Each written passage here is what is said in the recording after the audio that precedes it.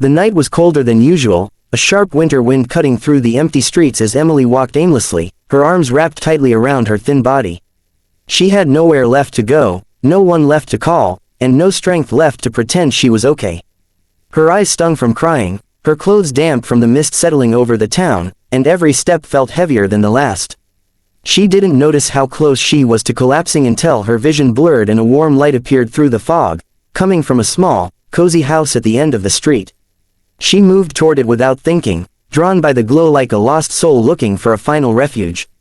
When she reached the porch, she hesitated, unsure if she deserved help, but the exhaustion in her bones pushed her to knock softly. The door opened, revealing Daniel, a single father with tired eyes and a gentle expression.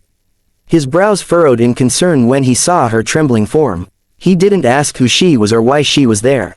He simply said, "Come inside, you're freezing," with a kindness she hadn't heard in years, kindness that brought tears she could no longer hold back. Emily stepped inside, overwhelmed by the warmth of the house. The scent of home, freshly brewed tea, soft laundry detergent, and something comforting she couldn't name, wrapped around her like an embrace. She stood near the entrance, unsure whether she should stay or apologize and leave, but her shaking hands gave her away. Daniel grabbed a blanket from the couch and gently placed it over her shoulders before offering her a cup of warm tea. His touch was hesitant, respectful, as if he knew she was made of fragile pieces that could shatter with too much pressure.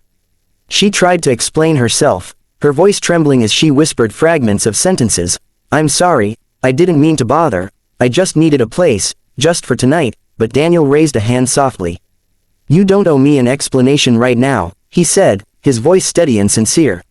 "You're safe here, that's enough." And those words, simple yet powerful, broke through the walls she had built for years.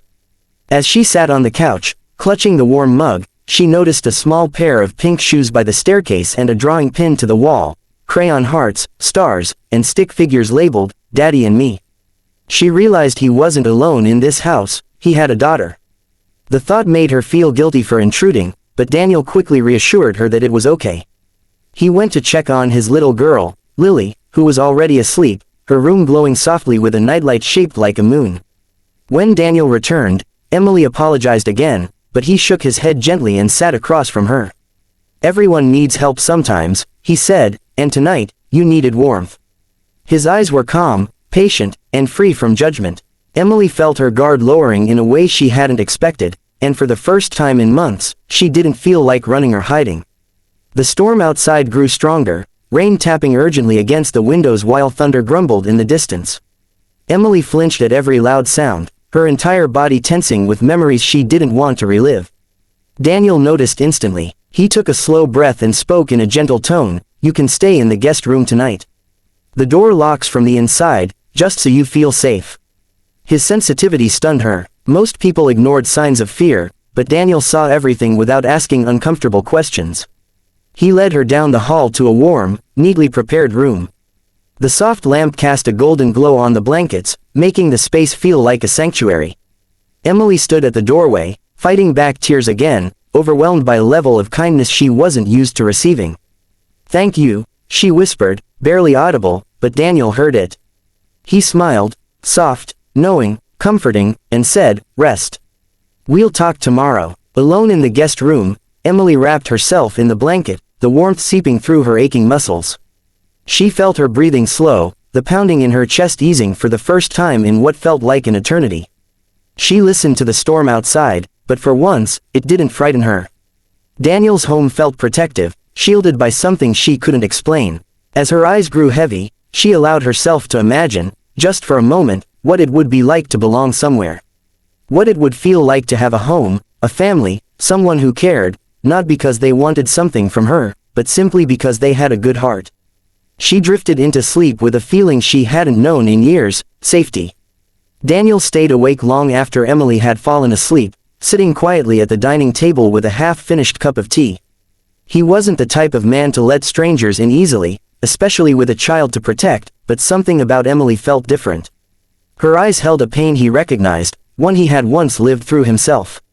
He remembered the nights he felt lost after his wife passed, the nights when he had to hide his tears from Lily, the nights when no one asked if he was okay. Maybe that was why he had opened the door without hesitation. He knew what it was like to feel alone. He stared at the guest room door down the hallway and whispered to himself, everyone deserves one night of peace.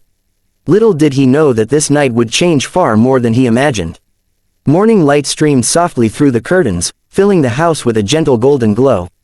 Daniel woke early, as he always did, preparing breakfast while Lily played with her toys on the floor. Her curious eyes kept glancing toward the guest room. "Daddy, is the lady your friend?" she asked, her small voice filled with innocent curiosity. Daniel smiled as he buttered her toast. "She needed help, sweetheart. So we helped her." Lily nodded in a way that told him she didn't fully understand, but she accepted the answer anyway. When Emily finally woke, she felt surprisingly refreshed. The sunlight warmed her face, and for a moment, she forgot her fears and smiled softly to herself. Then reality returned, and she wondered if she had overstayed her welcome. She stepped into the hallway cautiously, thinking she might slip out quietly, but Lily spotted her immediately. The little girl ran up to her and wrapped her arms around her legs, surprising Emily into a gasp. "Good morning," Lily chirped with a smile too pure for Emily's fragile heart. Emily knelt to hug her back, feeling something inside her soften. When she looked up, Daniel was watching from the kitchen doorway, his expression unreadable but gentle. "Breakfast is ready," he said, almost shyly. Emily hesitated, feeling like an intruder again, but Daniel motioned her to join them. She sat at the table, and for the first time in a long time, she felt the warmth of a family around her, even if she didn't belong to it. As they ate, Emily found herself opening up, not fully, but enough to share pieces of her struggles. Daniel didn't interrupt or push for more details. He listened with genuine attention, nodding gently when she needed reassurance and giving her silence when her voice cracked. His calm presence made her feel lighter. She noticed the way he handled Lily with such tenderness, the way he smiled at her stories, the way he created a peaceful atmosphere without even trying. Emily realized she hadn't seen a man like this in years, steady, patient, soft-spoken, safe. The comfort she felt scared her and soothed her at the same time. After breakfast, Emily stood up abruptly, her heart pounding. "I should go," she said, her voice shaky with guilt. "I've already taken too much from you." Daniel turned to her, confusion filling his features. "Where will you go?" he asked softly. She looked at the floor, unable to answer. She had no home, no family, nowhere she could return to without reopening wounds. Daniel stepped closer but stopped a respectful distance away. "You don't have to leave," he said. "Stay for another day, just until you figure out your next step." Emily shook her head. "I don't want to cause trouble." Daniel's voice deepened slightly, not with anger but sincerity. "You aren't trouble. Sometimes people need a place to breathe. Let this be yours for now." So she stayed. One day turned into 2, then 3, then a week. She helped with small chores, cooked dinner with Daniel, read bedtime stories to Lily, and gradually felt herself healing in their quiet presence. She found herself laughing again, softly at first, then genuinely. She found comfort in the routines that made their home peaceful. Daniel, too, began to see her as more than a guest. He admired the way she cared for Lily, the way her smile brightened the room, the way her presence made everything feel complete. But he kept his feelings hidden, unsure if she felt the same. Lily, however, sensed it all. One evening, she whispered to her father, "Daddy, I like her. She makes the house warm."